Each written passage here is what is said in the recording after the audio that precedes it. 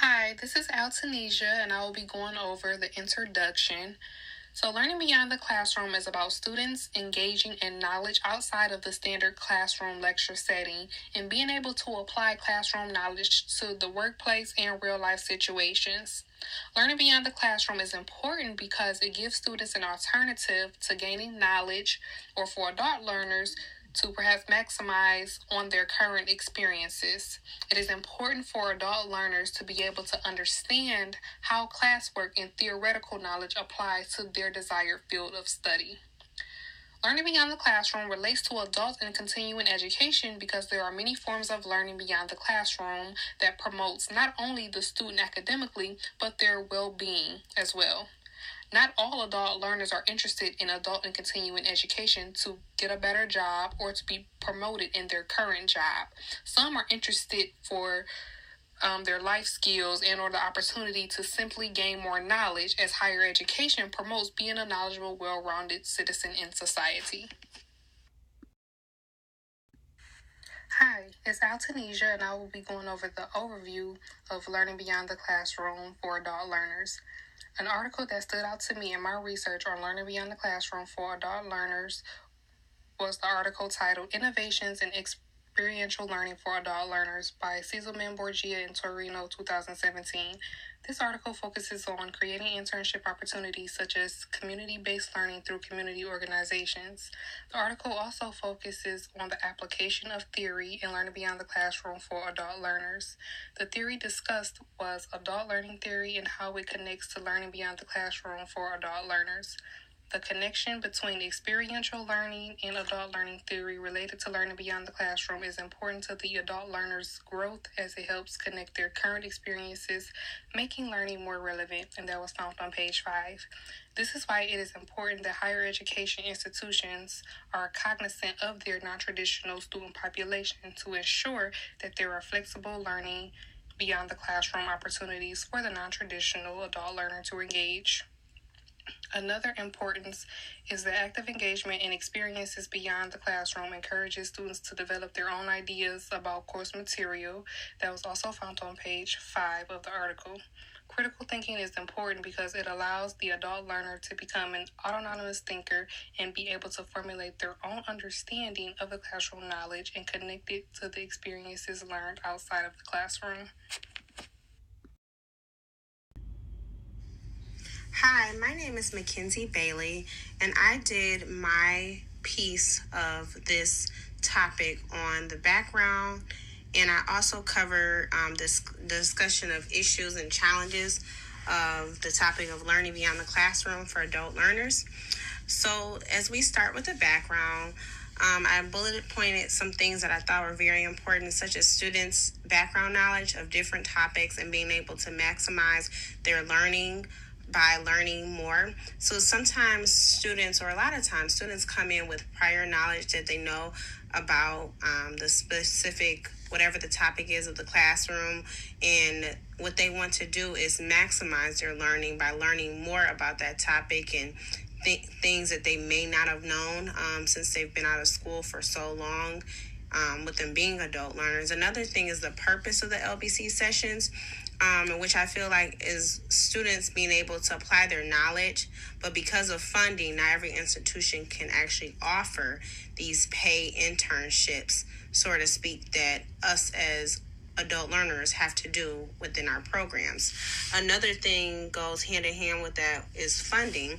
So when institutions don't have the proper funding to do much, it can put you in a tight bind and steer students from going to that university or even getting these students to stay engaged at all times in the classroom setting, whether that's online or whether that's actually in a classroom setting on campus. Another thing is high level practices, which can be like our bridge programs and learning communities are very important, whether it's for adult learners or any kind of learners. I feel like that bridge between high school and college, or that bridge between you working your full-time job and going back to pursue a degree in higher education and student affairs. And with a lot of adult learners, they've been out of school for so long, so when they go back, it's a whole different ball game. Technology is different for them, so they're trying to learn how to get back into the swing of things.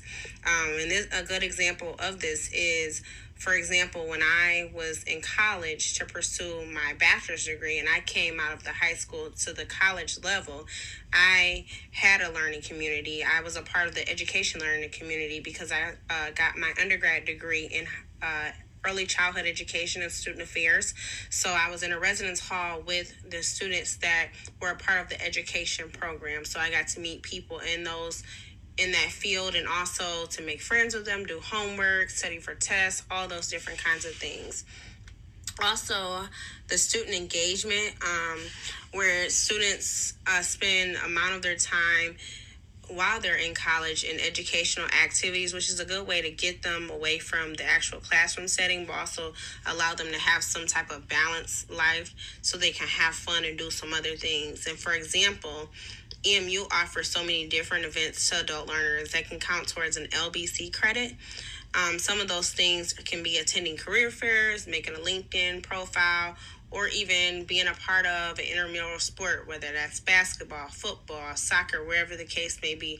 Those things can count as a learning beyond the classroom credit for adult learners. Another thing is our different generational populations.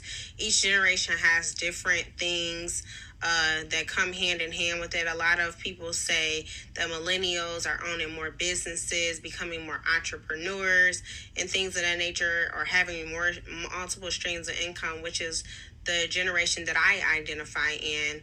But you also have generations like the baby boomers, the silent generation, the Gen X, who have been out of school for so long that they lose a track of where things are. Accessibility, technology is a big piece, and so they have to will themselves back in order to get what they need to get, especially when they're pursuing a degree in higher education, or any kind of master's degree. Next, I will discuss the issues and challenges within this topic.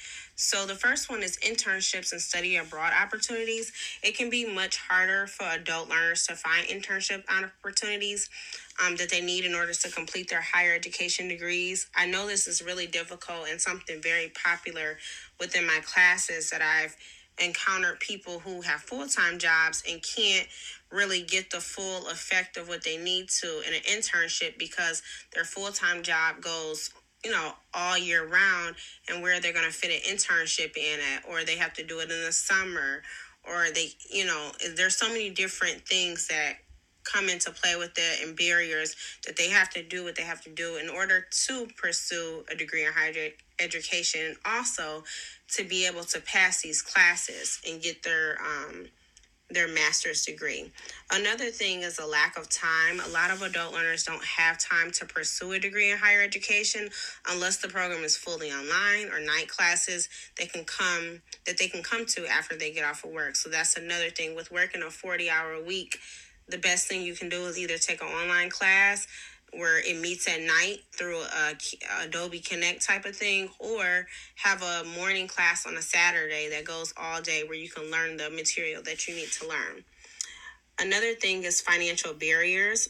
This is more feasible at times due to more adult learners feeling that they can budget out in their expenses to afford to pursue a higher education degree. And sometimes these students, whether they get graduate assistantships by working at the university and the university pays, that's like what I'm doing, or they take financial aid out if need be to support them and help them pursue this education degree. Another thing is the flexibility. As stated above, most adult learners need flexible class schedules, and also more of these learners would prefer either night courses or Saturday morning classes so that they can be able to still work their full-time jobs during the day/week and still pursue a higher education degree. So the flexibility can be another issue that comes into line, and being able to work everything out around your busy schedule, which can also include children you have at home who you may need to find a babysitter to watch them if you have night classes, or things like that. So you have to be able to have a flexible schedule, and this is one of the biggest issues as well in higher education. Also, balancing school and life responsibilities, it goes hand in hand with what I was just talking about with families. Students have families in full-time positions, and you're wondering how in the world can you do internships when you have full-time positions. And like I stated above, I have friends in classes who have full-time jobs and are not sure how to work out an internship, especially in higher ed and student affairs. We have to do two of them with 150 hours each. So it really, if you're working a full-time job, it makes it harder on you. And if your boss is not lenient either with you missing a couple of days, it makes it harder on you to either make the money that you need and also go to school at the same time to get this done. And then lastly, technology, which I stated a little bit before in the background part. As most adult learners have been out of school for a while, they are not up to speed with the new technology aspects. So when it comes to taking courses online or doing group projects within those classes, it can be much tougher on them to navigate the internet or looking up resources and things like that if they haven't done this in so long. And it could be like some 30 years or so, but technology is a big thing and something that needs to be improved so that these students can be successful. And so that is all of my piece. This is Kelly Robeson. There are many innovations that have been adapted with adult learners in mind. Collaborative service learning is a form of volunteering and requires application and synthesis of knowledge gained from the learning service. A great example would be a math student providing free tax preparation services to low income populations and afterwards writing a research paper evaluating and reflecting on the experience. Collaborative service learning uses Knoll's concept of andragogy, which is a philosophy that adults learn differently than children learn. Ways collaborative service learning can adapt to adult learners is recognizing the time restraint this population of students has and allow the volunteer service to be completed during class meeting times. Another idea is to use the service learning and include family in the experience. This could allow a time for families to give back their community as well as reduce the amount of childcare needed. Virtual internship programs are created to bridge the gap between distance learning and internship requirements.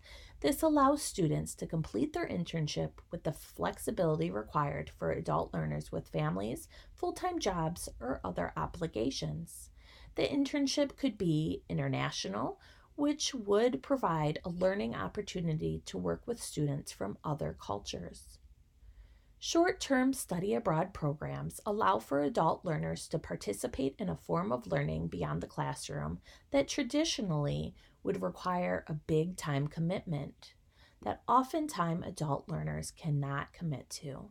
Short term study abroad programs are generally led by a faculty member of the student's program. This allows the course material to be relevant to the program and more structured to allow the student to be successful. A student could attend cultural or academic events during their program.